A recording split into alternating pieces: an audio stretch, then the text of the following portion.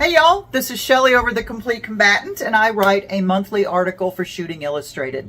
And I am dyslexic, which means my poor editor has to fix words that are backwards half the time. No, I'm kidding.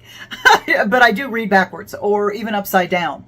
And that's true. So I retain things maybe a little different than other people. So what works best for me is not necessarily learning via, reading. I learn via images or a video or listening, right? So I just do a monthly video on an article, and this month is tool cycling. So I'm just going to read it right off the website here, and here we go. Tool cycling. Having more than one option ready to go is an essential self-defense skill. I currently teach several different classes that help people make a decisive first decision in the amount of space and time that is available in a potentially violent encounter. But it does not stop there. What if the first decision does not work out as planned? You need to be able to rework that problem immediately and cycle to another solution very quickly. When practicing at the range, have you ever considered drawing to a low ready and using verbal commands? Have you ever practiced using a flashlight to ID a potential threat and then dropping that flashlight and going to your gun, or even practicing drawing one-handed? Have you ever practiced deploying a pepper spray unit, spraying your target, ear to ear, across the eyes, and then dropping that canister and cycling to your firearm to simulate that the attacker has escalated to deadly force? These are all forms of tool cycling. When teaching, I like to focus on 8 main tools that you can cycle through if escalation or de-escalation is necessary. We need to fill the gaps in our non-lethal and less than lethal training by understanding these options and when to use them. I'm going to read off 9, not 8, because the 9th one is equally important, but not necessarily a tool that you would use in self-defense, but it's a must-have. Number 1, see the threat from a distance and walk away, aka avoid. Number 2, use your practiced verbal commands and de-escalation techniques. Number 3, run away. Number 4, pepper spray. Number 5, empty hand skills, otherwise known as force on force. 6, flashlight. 7, firearm or deadly, lethal.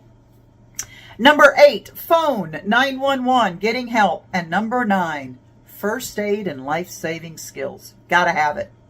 Not long ago, I started thinking about tool cycling in the civilian world versus tool cycling as a peace officer. So I called my friend Chuck Haggard, and he is a career police officer and a renowned trainer in his own right. He's awesome. And I just asked him what his thoughts were on the subject as far as how cops think and are they good with tool cycling. Haggard said that early on in my police career, I learned the limitations of traditional police academy training, which taught skills in a block and silo paradigm. This block and silo approach is dedicated to each topic until the officer knows as much as possible about that one topic. Psychomotor skills were taught in a closed loop, typically in a highly controlled environment and with a definite start and end time with that specific skill. This paradigm of skill acquisitions often did not hold up in the real world. I noted that as the law enforcement world was given more and more tools for arrest and control and self-defense, the training problem and real-world issues increased.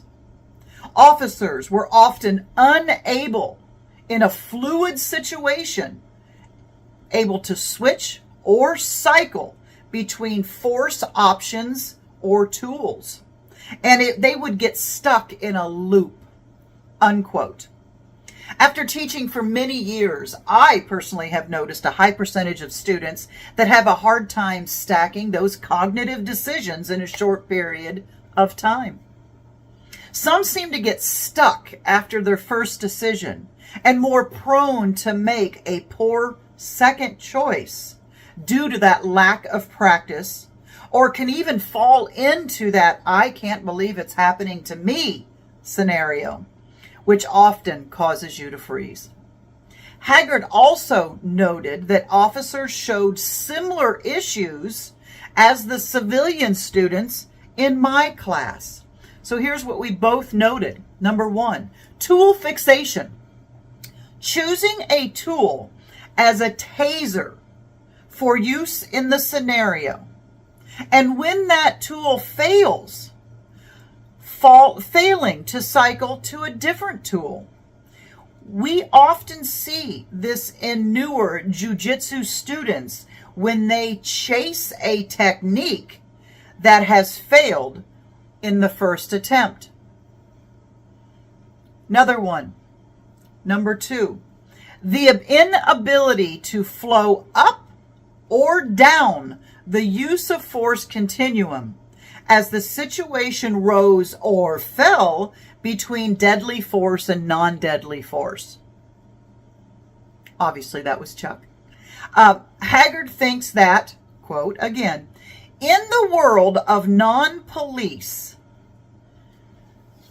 self and family defense, we can learn a lot from this history.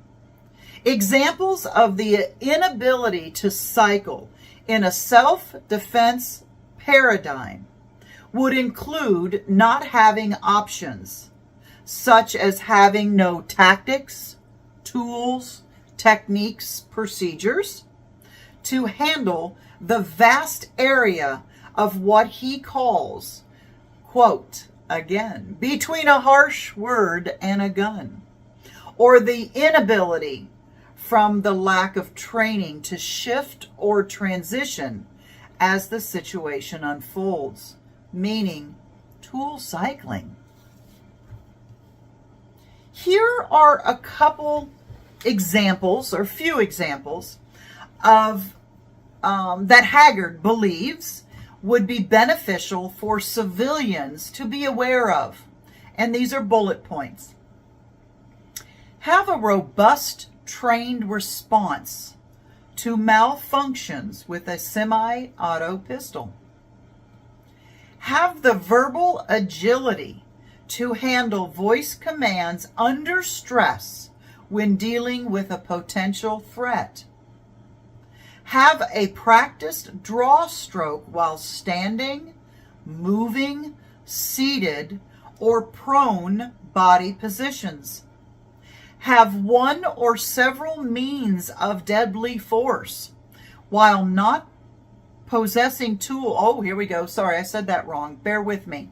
Have one or several means of deadly force while not possessing tools or training to handle less than deadly force threats. Good one, a good one there, Chuck. Being trained and educated on how to handle ambiguous scenarios and when one can do things lawfully, such as draw their gun. Work on drawing your gun when you are caught with other objects in your hands. Tool cycling.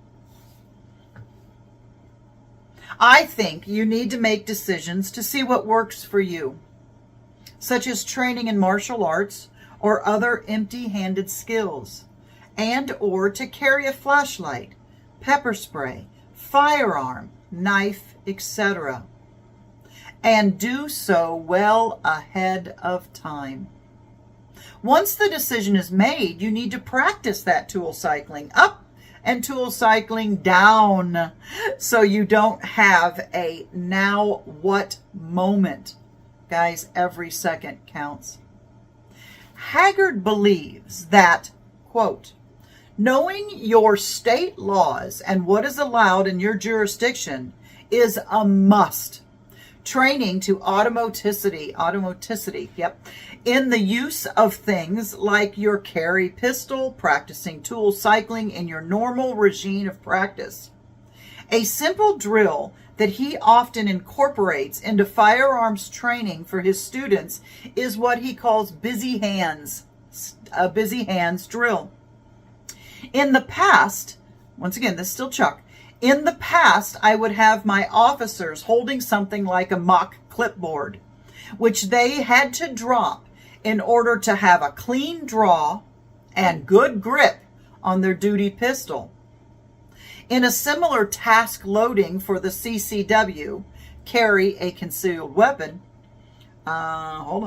person, I might incorporate the student holding a can of pepper spray and in a firing position in their gun hand, and then replicating that they had a rare failure of that pepper spray to take effect, and then the situation rose to a deadly force where they had to cycle from their pepper spray to their firearm. Okay, so I'm giving you a scenario.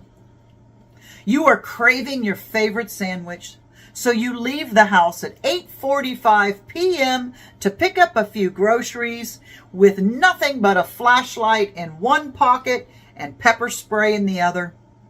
You are walking to your car with a couple of bags in your hand. Your intuition has just alerted you. So you ask yourself, could I be in danger?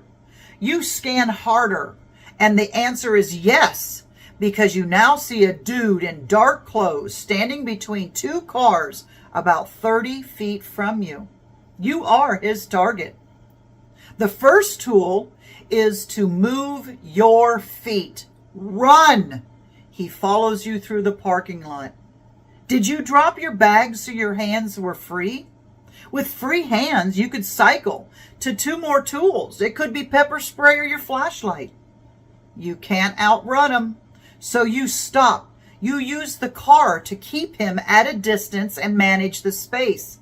He is now 10 feet from you, so you use verbal commands. You shine your high lumen flashlight into his eyes to distract him while pepper spraying him at the same time. You don't wait around. While you have the advantage, you run to a safe place, you call 911 and communicate that you need help. You made a great first decision. You ended up tool cycling through a ton of tools and used them at the correct distances. You are safe, and all you lost were supplies to make a sub sandwich.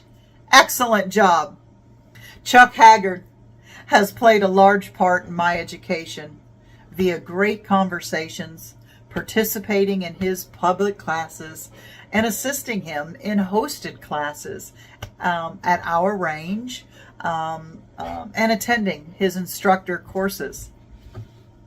Many thanks to him for being a good friend and a valued part of this self-defense community. All right, guys, sorry for the distraction here. Such is life. Have an absolutely great day, and I'll see you next month. Bye.